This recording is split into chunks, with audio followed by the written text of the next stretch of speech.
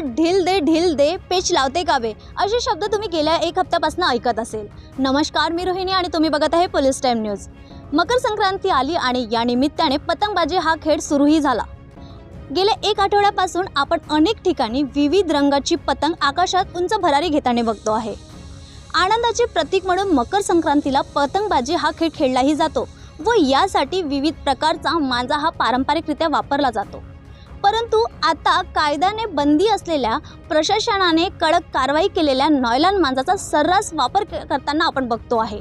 आपलीच पतंग सर्वात जास्त उंच भरारी घ्यावी आणि आपणच पतंगचे किंग ठरावे या ईर्षेतून चक्क नॉयलॉन मांजाचा जो कायद्याने बळी आहे त्याचा सर्रास वापर केलेला आपल्याला दिसतो आहे।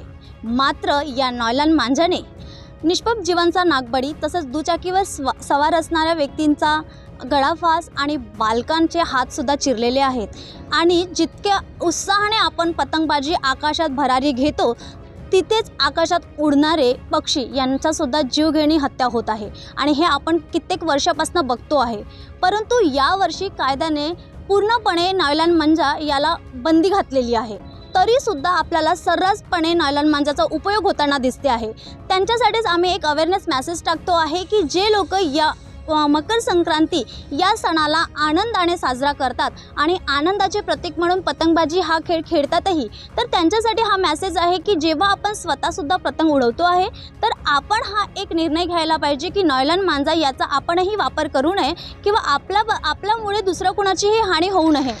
आणि यासाठी आपली प्रशासनसुद्धा सशक्तपणे आणि सक्षमपणे कारवाई करताना आपल्याला दिसते आहे।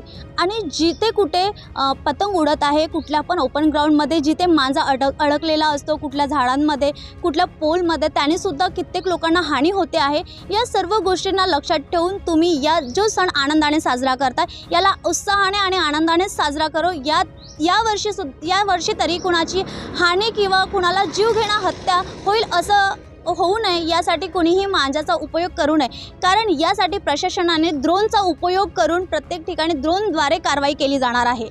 असेच अन्य अपडेट्स आम्ही तुम्हाला देत राहू। व्हिडिओ जर्नलिस्ट स्वप्नीलसह मी Rohini, police time news Nagpur.